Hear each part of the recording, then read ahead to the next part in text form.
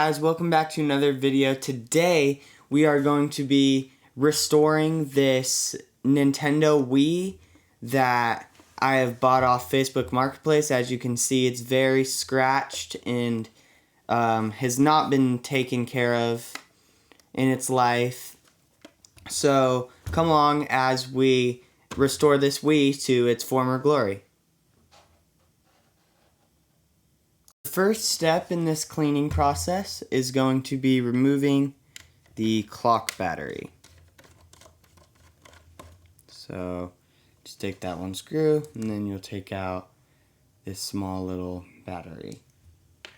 After you do that, you are going to remove this foot and then these three like little plastic squares if you're following along.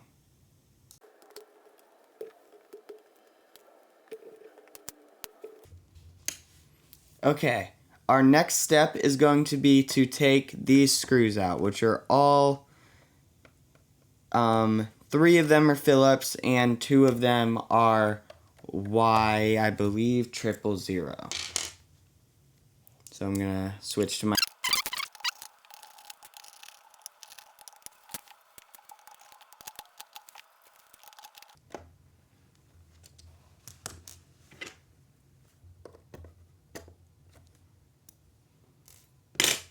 Okay, once you have removed those screws, you should be able to take the front. After you've removed the screws on this side, you'll want to flip it over and take this last little plastic, oh, you can kind of see it, little box off.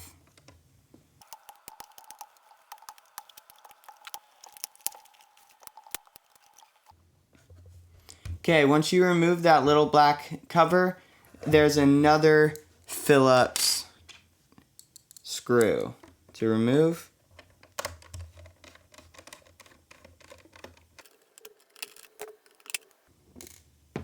Once you've removed that Phillips screw, your front panel should be free, I believe, which I am wrong. There's 2 more black little boxes, and then you take those screws out. Okay, once you have removed this screw, these 2 screws on the bottom, and these screws, your front panel should be free to come off. So you can remove your panel and unplug it, which I am going to be using a pair of tweezers for. Once you have removed this little adapter, your front plate will be completely free.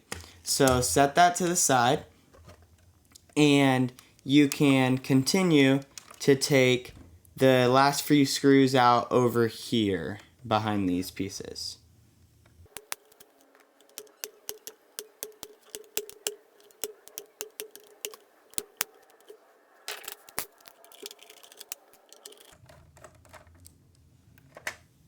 Once you've removed all 3 screws on this side, this panel, if you have the Wii without the GameCube port, will be free, so it's should slide out. It's looking like. Just pops off.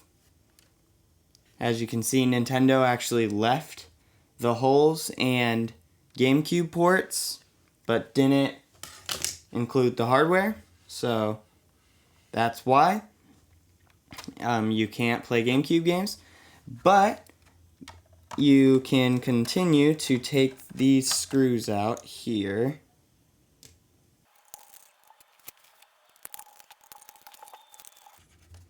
Now the top should be pretty much ready to come off. Next, you will need to remove the screws from under these 2 feet right here.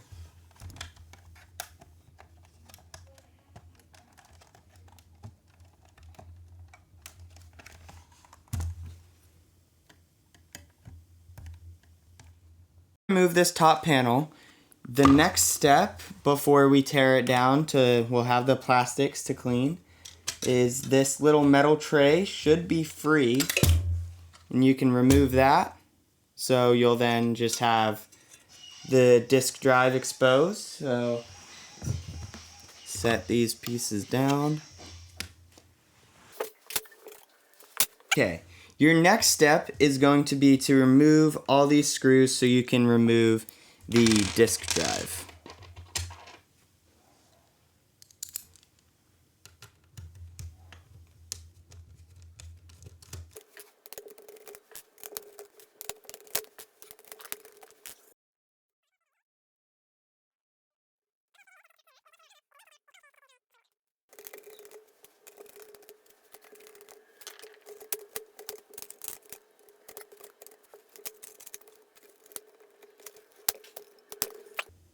Once you have removed that, your disk drive will just have one ribbon, and then you can remove it. So just flip this little flap up and remove the ribbon, and then your disk drive will be free.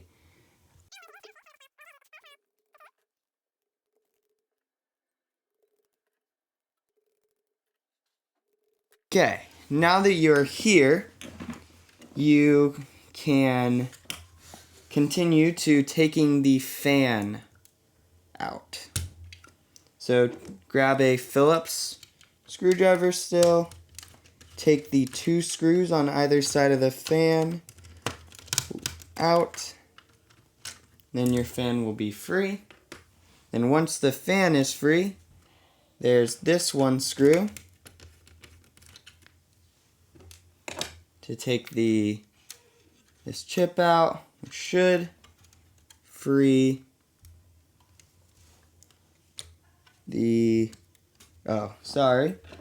there is a few more. So there is one screw right here and one screw right here. Now you can't really see them, but once those are removed, I don't think this one's out all the way. Once those are removed, the assembly will come free.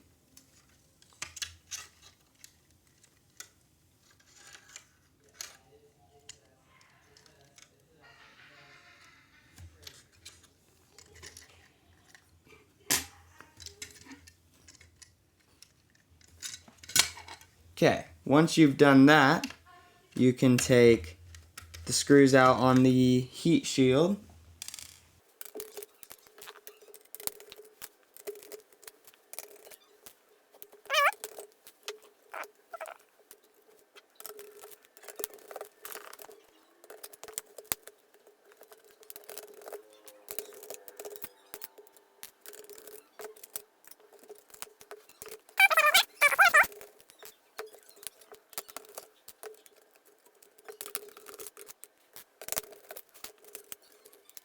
Take this little piece off.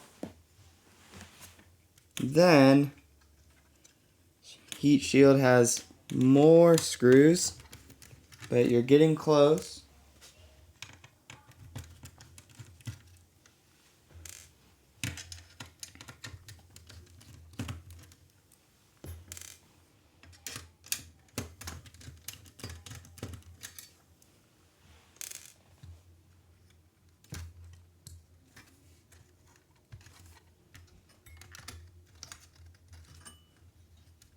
This heat shield should be pretty much out by now. I think that is our final screw. Hopefully for reals this time.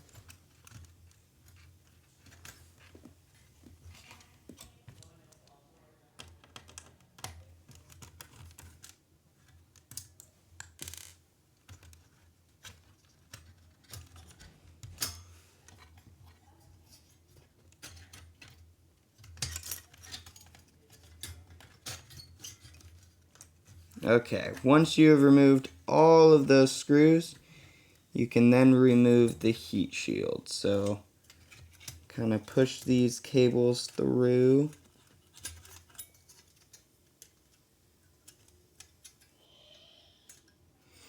Allowing you to remove the heat shield. And once you've done that, you finally made it down to the motherboard and you are getting fairly close. So I'm going to remove, I believe this is the Bluetooth chip, to allow me to take this assembly out. And then once you've done that, you can take these 4 screws out on the heatsink.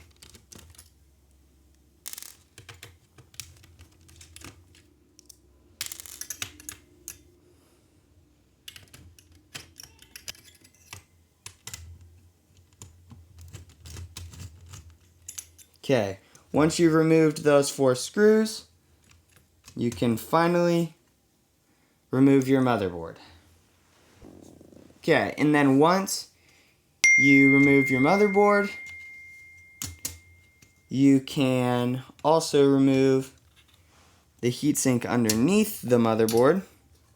Next step, if you are following along, I'm going to take some rubbing compound for car and just put a teeny little bit on and then polish the plastics.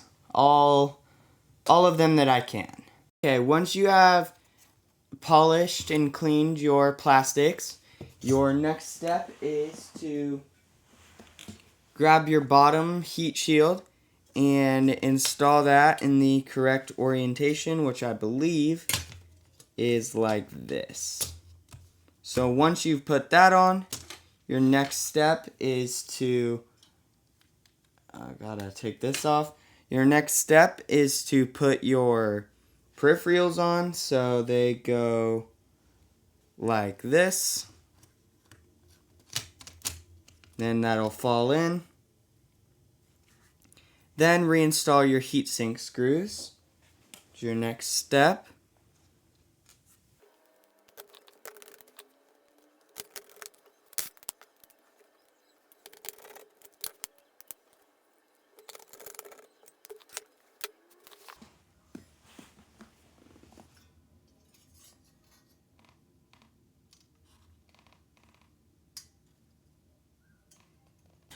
Once you have installed the 4 screws on your heatsink, you can next install the heat shield, making sure that the wires for the disk drive are able to come through.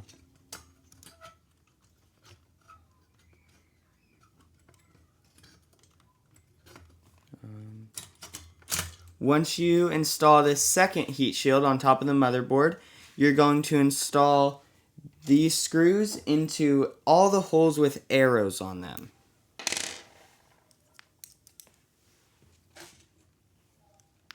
These screws right here.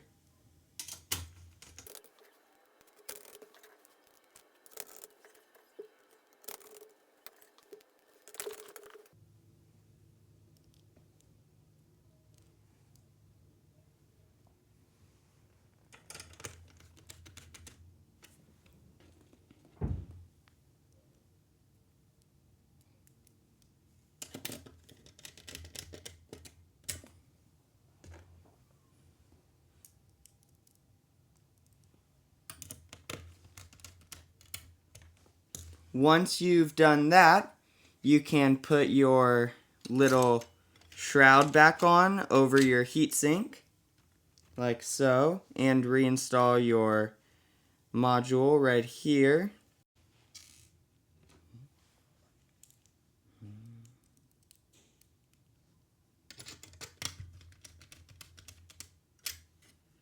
Okay, your next step is going to be grabbing the black screws and reinstalling the screws on your little shroud.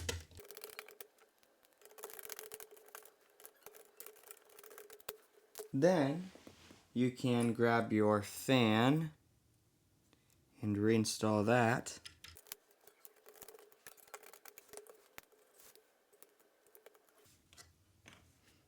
Okay, once you've done that, you should be able, everything should be dialed there for you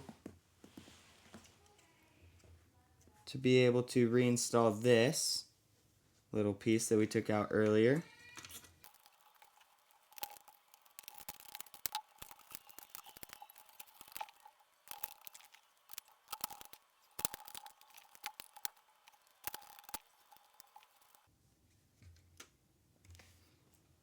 Okay, once you've installed this little shroud, your next step should be to reinstall your disk drive right here. So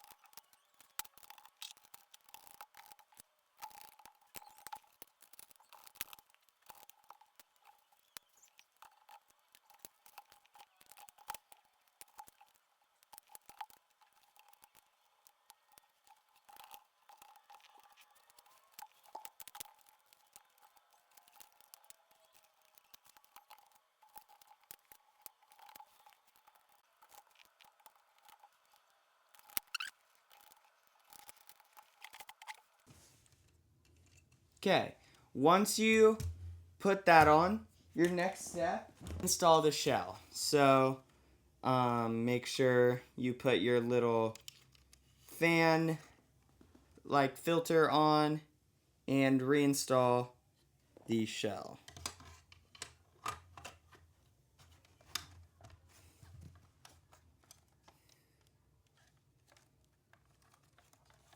And reinstall all the screws.